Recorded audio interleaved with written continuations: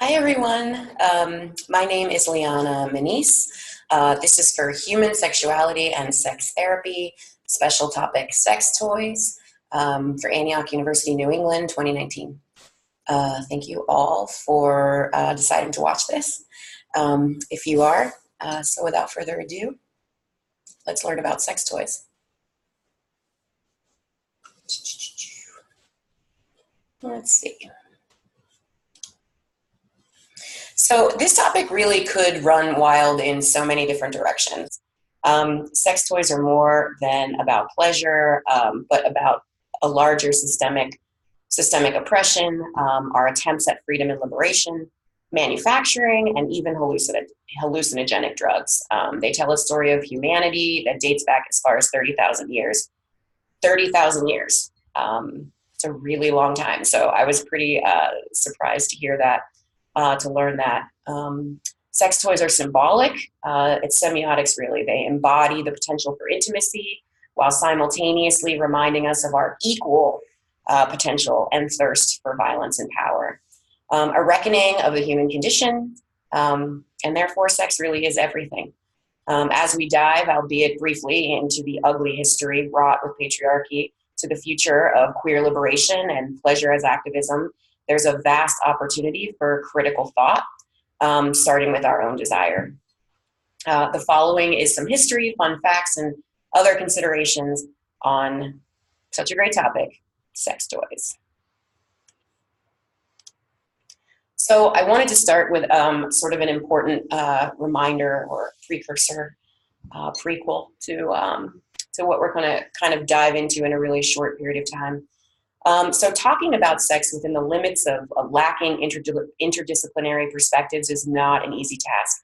And what I mean by that is in our work, particularly in counseling and psychotherapy, we have sort of a limited perspective and expectation. And luckily with this project, we can kind of explore some other places and spaces for information, but that's not often the case. And so a lot of what we find in research is still going to be limited.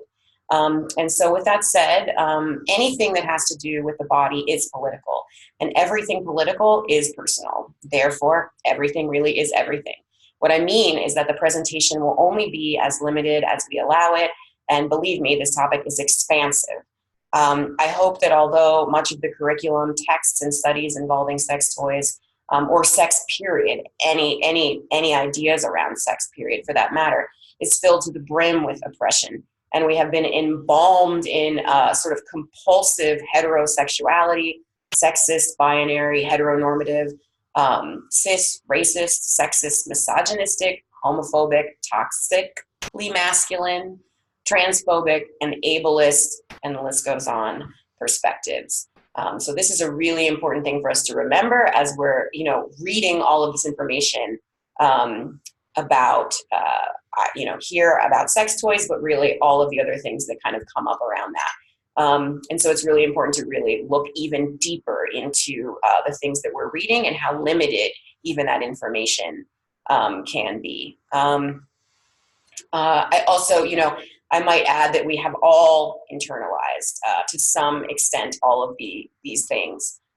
So this does sound daunting, and it is. However, getting free can be fun. And as we'll, explore now as we talk about sex toys. So this should all be kept in mind as we go throughout the journey of addressing sexuality in any perspective. So a little bit of background. A lot of my information came from a book called Buzz, A Stimulating History of the Sex Toy. And so this book is pretty much the most sort of foremost and most recent. It was written this year about the sex toy, and there's tons of history in this book that was a really great read.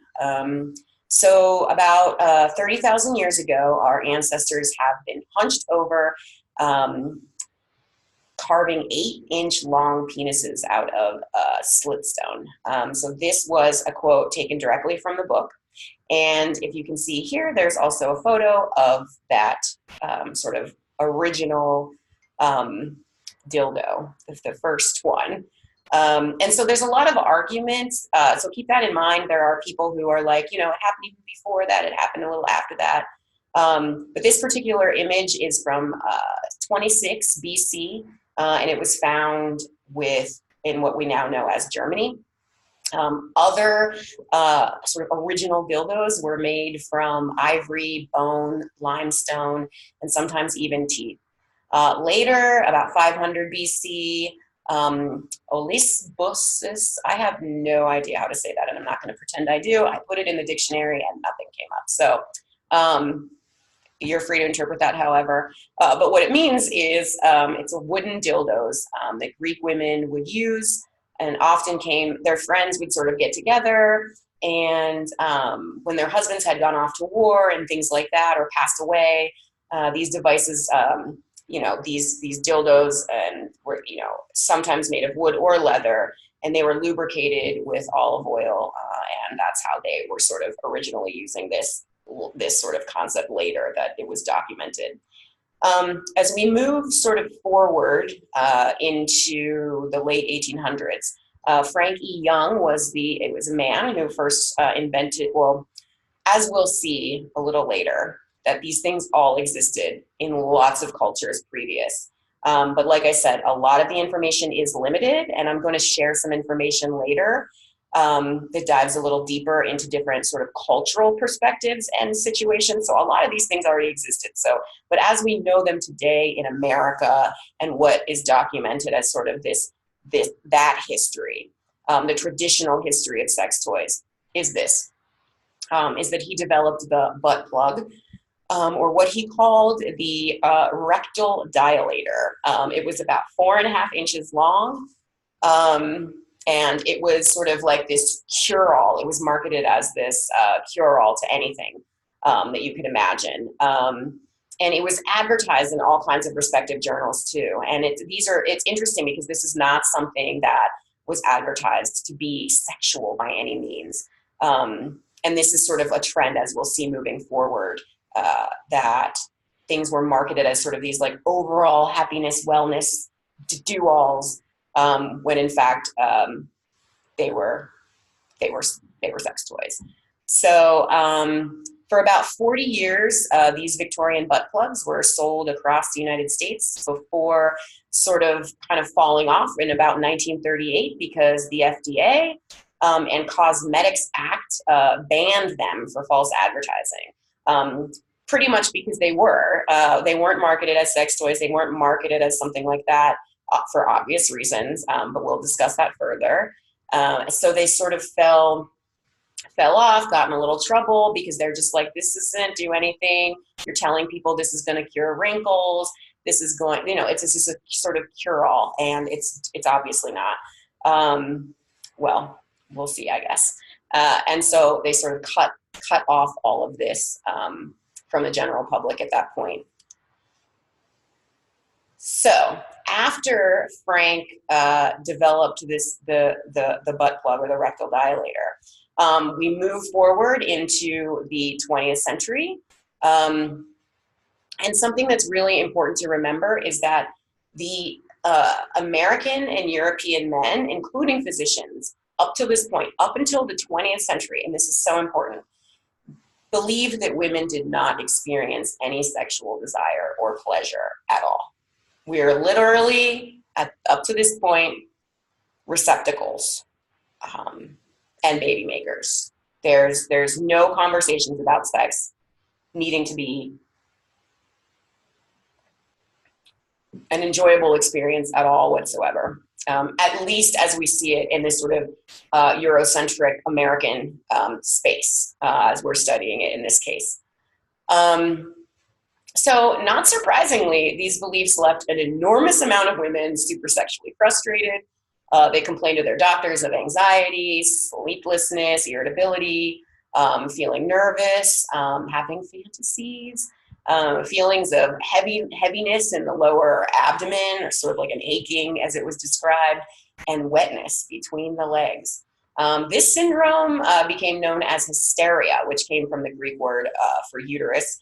Believe it or not, horseback riding was also prescribed for clitoral stimulation to heal hysteria. And so this idea sort of was really born. You can see this sort of like frustration of women sort of swelling. And even though there was no voice, people may not have been talking about these things publicly. It definitely was happening behind closed doors, and sort of creating this sort of swell of unsatisfaction that's sort of leading to this need to make women happier in the home. And so it's also important to remember, we're talking about, from like the Victorian era into sort of like the 1950s era. So by the 1900s, vibrators like totally hit the scene, but again, still not marketed as sex toys. Most of them were steam powered. They were sold in plain sight as sort of a health remedy for all diseases, again, just like the butt plug was initially. It was a beauty device. It was also, again, curing wrinkles and other sort of physical ailments. It was presented as a device that was gender specific and kept women happy to sort of masturbate hysteria away. So it's pretty interesting how we see these sort of the rectal dilator and the vibrator, the rectal dilator beforehand and the vibrator later, kind of coming together. They're marketing in the same way, but one is marketing, the butt plug is mostly, it's marketed to everybody, but it's a lot of men are using this product. And it's like okay to use because it's not it has nothing to do with sexuality. It has nothing to do with feeling good. It's to cure some kind of other ailment. So it's a very acceptable practice. And so we see this sort of swelling of shame, sort of fueling a different conversation publicly. So it's pretty fascinating. So let's move on here. So by the 1970s, we kind of think about this as, like right after the 60s, we all think about this way, I suppose, but masturbation as feminist liberation. This is when we're seeing, the pill and burning bras, and, we have sort of this revolution of femininity that's sort of coming along here. And the birth control pill became widely available, and attitudes towards premarital sex were starting to relax, by some at least. Some people began to speak more positively about masturbation. Sex education and sex educator and artist Betty Dodson, she's probably one of the biggest, largest voices in this conversation, became, teaching women only masturbation workshops in New York City in the late 60s. And the book Buzz by Lieberman also tells us that masturbation was still stigmatized in the United States.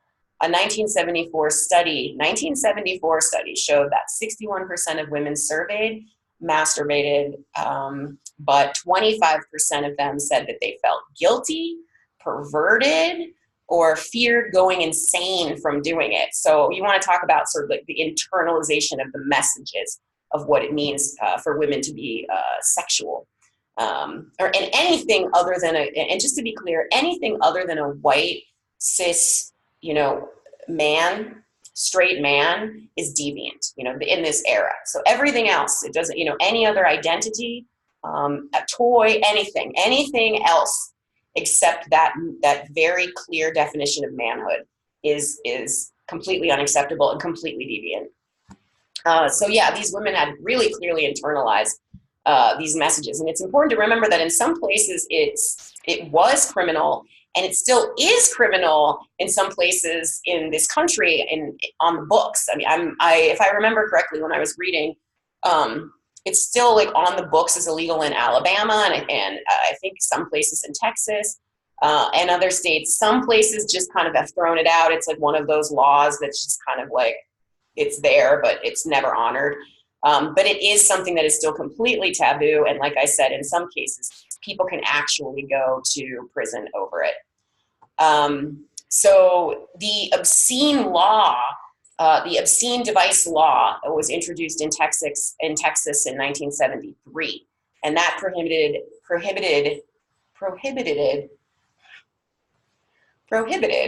any device designed or marketed primarily for the stimulation of human genital organs.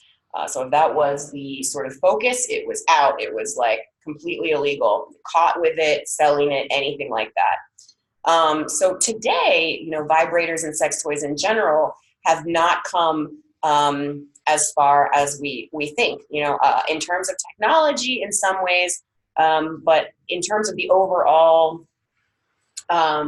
acceptance, I think that it seems like we've kind of moved forward, but a lot of people still think of, sex toys as being, it's sort of this like dark, back, smoky alley sort of thing, it's still very underground. And even though in some spaces we've seen a sort of a swell of sex positivity as a whole, as a culture, we don't really see that being the case so much as a liberatory practice. So I wanted to add in some cultural perspectives because when I was researching this, it seemed like there was sort of this sort of cookie cutter, straight down the line way of explaining the history of sex toys that was very limited. We started back, sure, in 30,000 BC, and then it kind of just skipped ahead to sort of these American experiences. But there's so much fascinating information around sex toys in other eras and other countries that I think are so important that are often left out. So I wanted to bring a couple of those things up. Before I do that, I want to kind of add on this sort of just sort of something to have in our heads around, what is considered a sex toy, right? And so even though it can be assumed, right? In this case, we're talking about sort of dildos, vibrators, and we're kind of moving forward. But really, thinking about a sex toy as anything, that is aiding in this pleasure sort of process. So it can be dildos, vibrators, yoni eggs. Look that up if you haven't heard of those before. A lot of women use them after birth. I'm a doula. I recommend it to a lot of my clients to do that. Butt plugs, props are also sex toys. So it could be any kind of a prop that you might use to sort of play out desires. That could be masks, whips, anything like that. Anything that would be used in like BDSM, all of those kinds of kink, all of those things can be sex toys. Sex toy does not have to be sort of this simple definition of sort of something that's very obvious or phallic. And I think that because we have this sort of patriarchal heteronormative perspective on it, we just think dildo, vibrator, some kind of phallic thing that's doing its job. But really it's so many things. So I just wanted to sort of throw that in and mention that. And we talked about all of the different ways that sex toys have, or the vibrator or the dildo over time have taken sort of many shapes, from stones, teeth, to actual vibrators that are steam powered, and then even moving into materials today that we have, such as like jelly, rubber, plastic, and most of those things arguably should be avoided.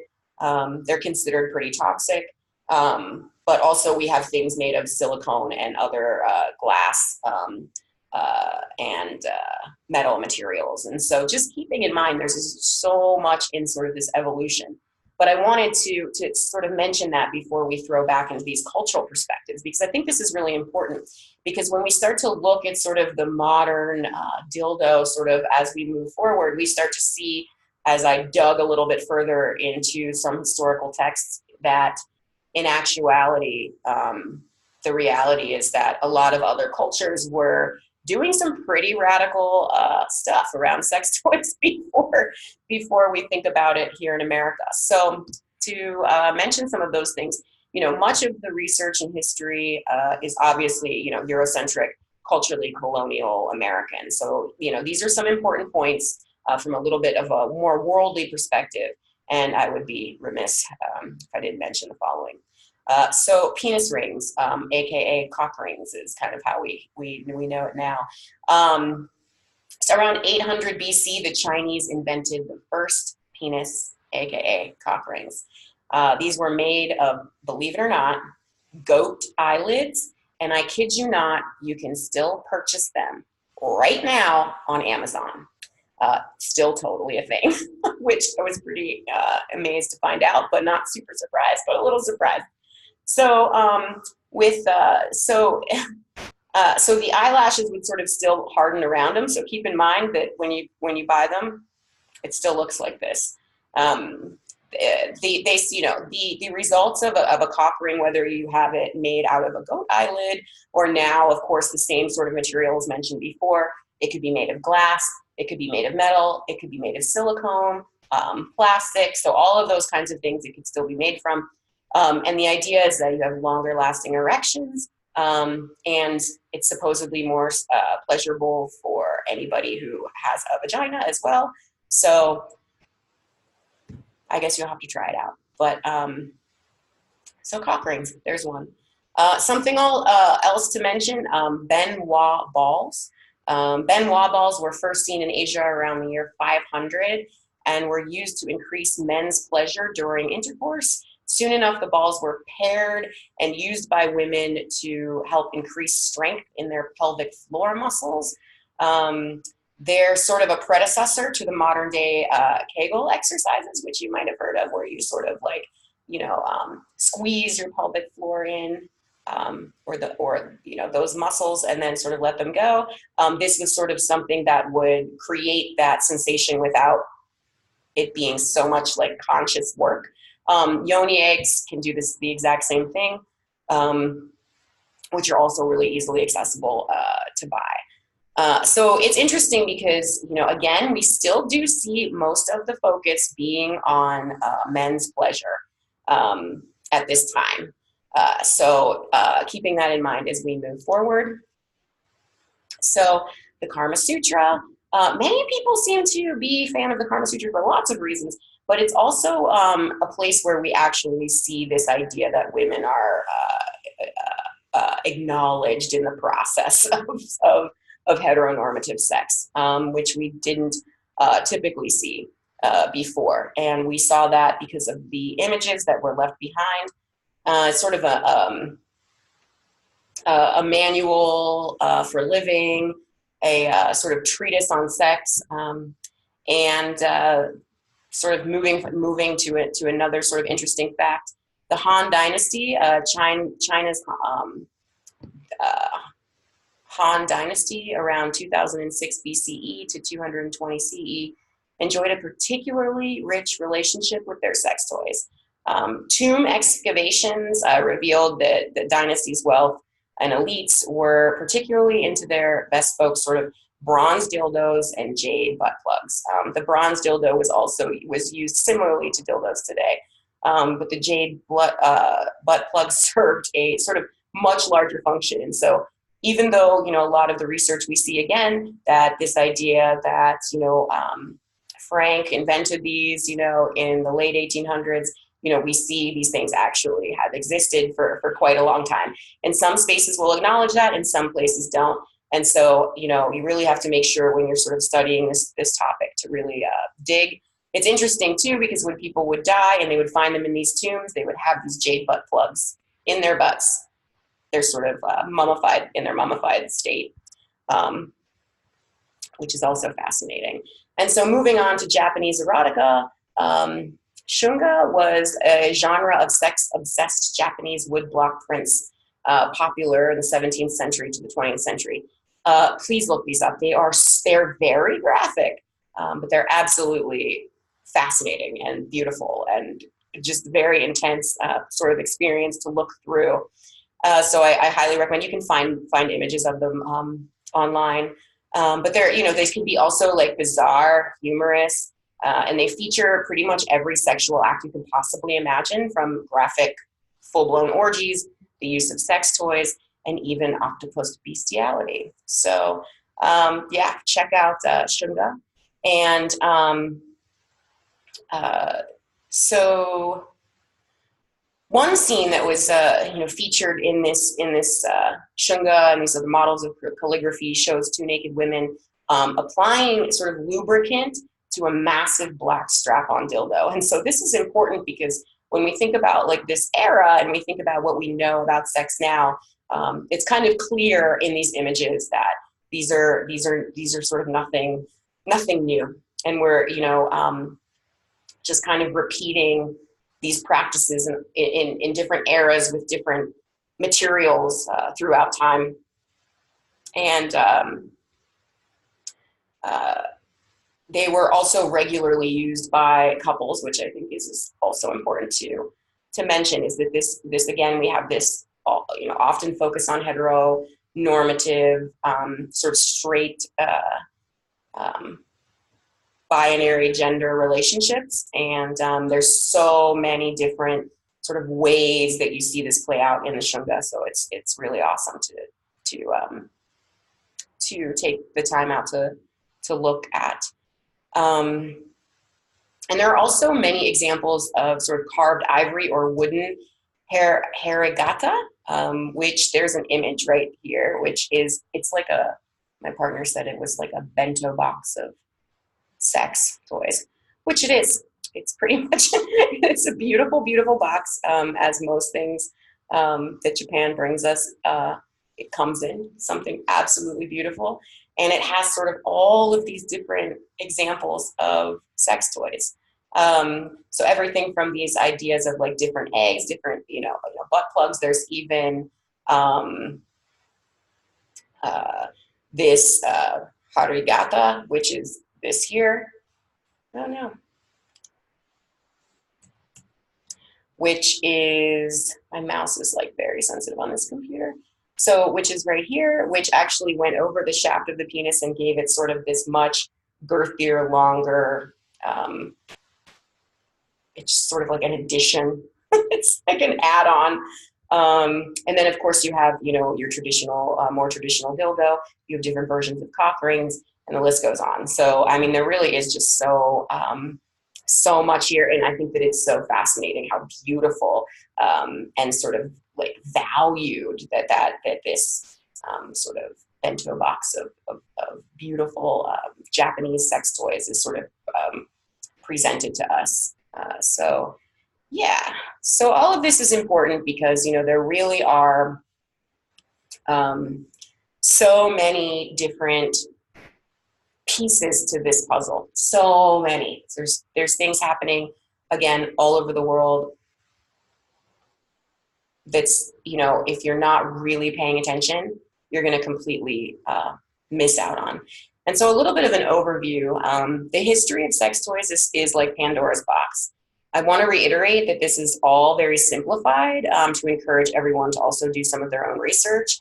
The research, like I said, is kind of all over the place, but it's also not a heavily studied conversation either, which I think is important to mention. Sex toys can be used for less obvious reasons, such as sexual recovery after physical trauma, cancer, surgeries, all of those kinds of things. And we completely, have a tendency, and our bias kind of goes straight to this idea that sex toys are just about, an individual pleasurable sexual experience, when really there's so many uses. Like I said, after birth, surviving, illness, other kinds of physical ailments, being able to sort of recover, get back in touch with your body, actual healing in many ways as well. Betty Dodson, who's a sex educator, argued was that masturbation was the way women learned about their bodies and their sexuality, and that the state was suppressing women's knowledge of their sexuality, which they were. This was before Roe v. Wade, before birth control was legal, this was before Roe v. Wade, before birth control was legal, and if you weren't married. So this idea that women could have sexual pleasure without fear of babies and without being in a relationship was massive. It was very political, and it still is obviously a conversation that we're still having today. And so I think that that's really an important point, is that it is, all of this is sort of connected to, who's in power, who wants to maintain that, who's making the laws, how are we sort of culturally thinking about sexuality. And so sex toys really connects us to all of that. It's sort of like the, again, the symbol, the sort of semiotics, the thing that we're where that's helping us to map all of these much larger conversations. So they really don't exist by themselves. You know, they're symbols. So remember to consider cultural practices and differences, which I think is another important part. To remember that there's so many different stories and so many different ideas around sexuality in general, the use and history of sex toys in different places. So in America, we're going to have this conversation probably about hysteria and, you know, sort of about how, you know, women are serving men, and then they sort of we have this sort of uprising. But in a lot of other cultures, that may not be the case. It may be more accessible. So there's different, it may be way less accessible, more punishable. So it's just important to keep in mind all of these different cultural practices, but not just cultural, but personal practices, because everybody sees, you know, sexuality differently. Even if they're hiding it, even if they're not putting it out there, that doesn't mean that people automatically have a sort of traditional idea of it. And so that's important. Reflect on the elitism, patriarchy, heteronormativity, and racism that's embedded in this entire conversation. I mean, even when talking about sex toys, there's so much going into that conversation. I cannot say that enough. I'm sure you're all tired of me hearing there's so much, but this topic is interesting because again, it's a symbolic topic. There's not that much you can really say just about a sex toy. I mean, we could sit here and talk about, you know, here's this sort of like phallic thing. Some of them vibrate, some of them don't. Here are these other sort of things that can be used. We all, you know, have some general idea of that, and most of us know how to, you know, find these things, whether personally or online. So I think that the greater conversation here is about the fact that it's symbolic. And all of these things are wrapped up in there. And also something that I was reading as originally reported, the lesson centers on research entitled Little White Lies, Race, Dildos, and American Culture. This was a really great article. The research was first published in 2001, but it compares black and white dildos according to a summary of the report. What's important is that even dildos, even when you walk into a sex store, you see sort of this covert racism, overt, I guess, depending on how obvious it is to you. But, you know, most of the sort of black penises, for example, represented are huge, you know, veiny, these things are just like monsters of things, right? Like it fits right into sort of this stereotype of black men that we have in society. And the list goes on and on and on, right? When you think about the colors that are used, et cetera, et cetera. So there's a lot of racism and that sort of manifests when you're studying this and looking at this as well. Another example is even in this book that we're using, our textbook here, if you flip through, I think I flipped through every page, but I may have missed something, so if I did, let me know. But every picture of an actually naked body, so every naked body image is of a white person. And so these are kinds of ways that, you know, all of this stuff kind of finds its way in, but it does have us sort of internalize these messages over a long period of time. So just some more things to think about. So what's interesting, unique, and compelling? Obviously, everything is pretty cool when we're talking about sex toys because it's completely limitless. But something that I took away from this whole process of researching, reading, all kinds of things, I really like to think about the way that the intersection of sort of the noble or elite and the access to pleasure that they had and who didn't have that access. And I think that it's important if we want to understand that the body is a political space. And this is why sex toys are also illegal in some states, right? It's all connected. And I think this is so important and interesting. Maybe not so unique because, you know, this is sort of what systemic racism looks like, but it's so important because when we start to analyze it, we start to see that, you know, that oppression and pleasure, in order to sort of maintain this power, you have to take away all of the creativity, all of the pleasure and opportunity from the people that you want to control. And so we see that in more obvious ways. We can say like women in general, obviously every single racialized group, anybody that, you know, doesn't fit into the gender binary, all of these things, you know, trans women, we see all of this kind of layer in these very messy ways. And so I think like exploring that is very important. It's important to understand when you're working with clients, especially clients who have been oppressed, you know. And to be fair, pretty much, you know, most people have. If you have not worked sort of consciously to seek pleasure and understand, chances are you're kind of just spitting back out, you know, already what your sort of internalized beliefs are if they haven't been questioned again around sex, sexuality, identity, gender. You know, where, you know, people, we don't create an environment where people can openly talk about these things. And so oftentimes people just sort of fit right into to the dominant narrative. And so keeping this in mind when we're working with people is very important. And so I wanted to, Adrienne Marie Brown, which is probably one of my favorite writers ever, but she wrote this book, Pleasure Activism. I've quoted it a lot in a lot of my posts, Pleasure Activism, the Politics of Feeling Good. And she talks about sex toys and all kinds of other ideas around pleasure and how it's so important. But I wanted to quote her, and she said, "Pleasure is the point. Feeling good is not frivolous. It is freedom. And there is no way to repress pleasure and expect liberation, satisfaction, or joy."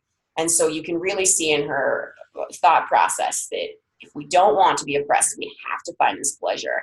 And thinking about how sex toys fits into that conversation in a larger way. So what I learned so many things. The importance of remembering that there's a whole world out there, and that you know, knowledge, studies, and the conversation in general is limited. And so it's really up to us to keep our minds open, because if they're open, we're going to keep looking, keep finding, you know, go down the rabbit hole of information. The other thing that, you know, I'm mentioning some of this stuff quickly because we have a limited time, but I want to throw some of these things out there. So in case people want to look it up and learn a little bit more.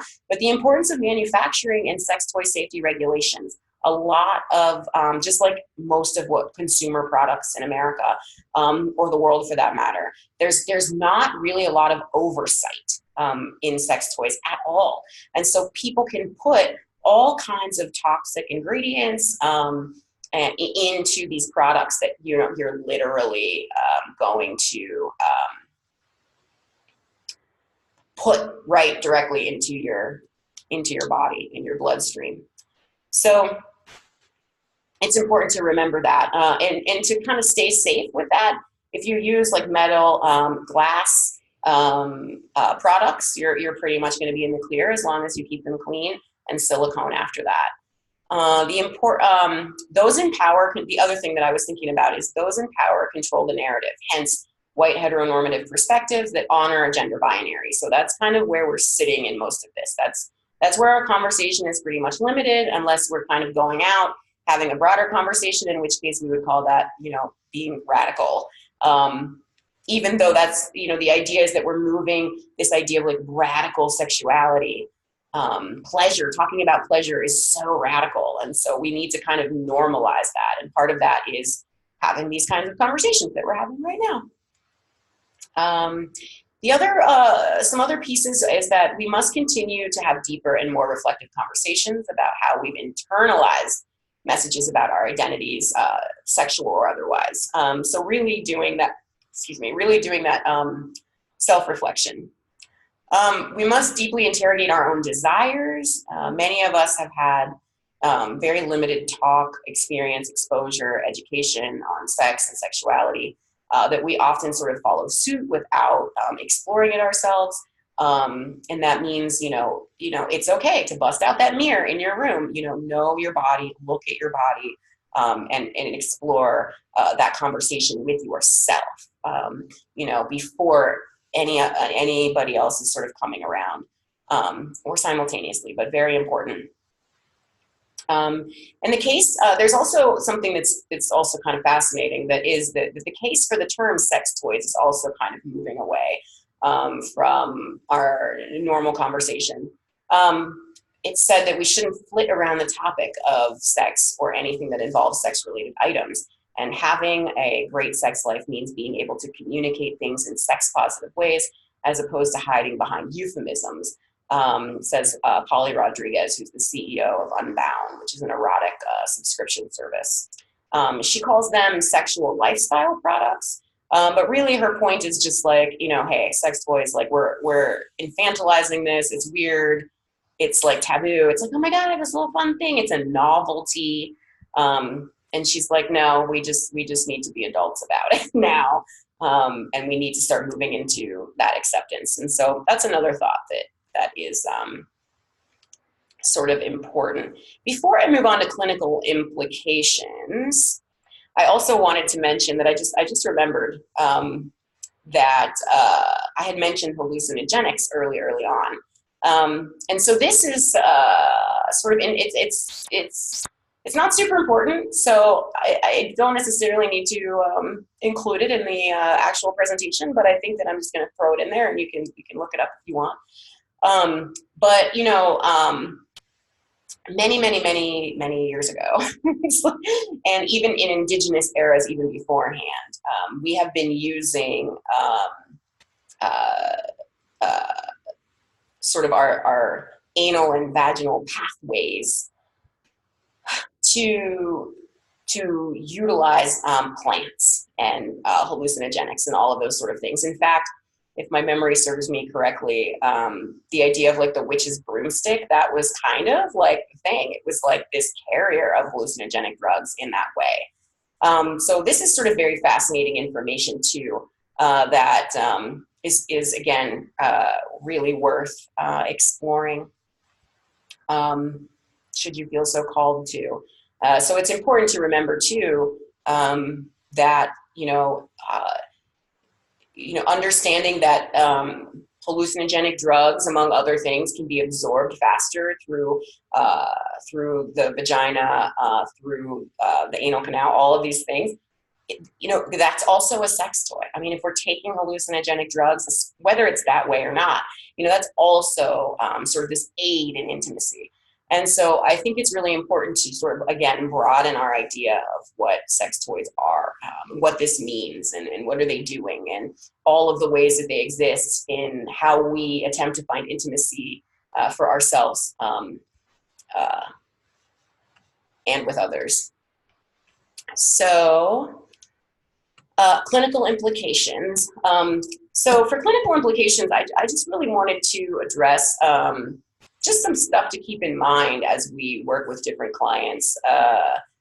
Sex toys are specifically, because again, this is so big, it's kind of overwhelming. So just trying to keep the clinical implications specific to sex toys and the things that they can do for people, which is a lot. So healing emotionally and physically, which I mentioned a few times.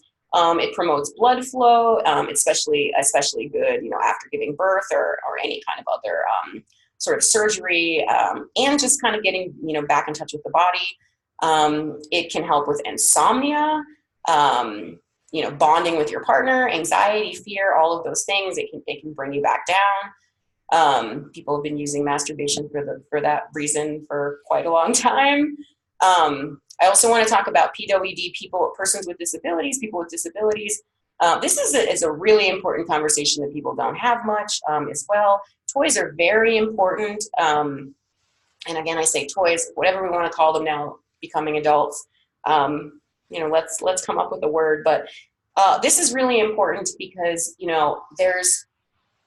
there are so many people in so many different positions. And, in one of our textbooks too, there was an example of a vet who had been in a bomb and lost his testicles, his penis, his both legs. And the case study was really, eye-opening in terms of how, important it is that people have access to some kind of pleasure, and that looks different for everybody. And that also there are actual people that can help aid in helping people with disabilities to access their own toys, to sort of set the stage, to help with that. And there are also people who actually use their sex work to serve people with disabilities. So there's so many things to think about there. But I think it's very important and worth mentioning.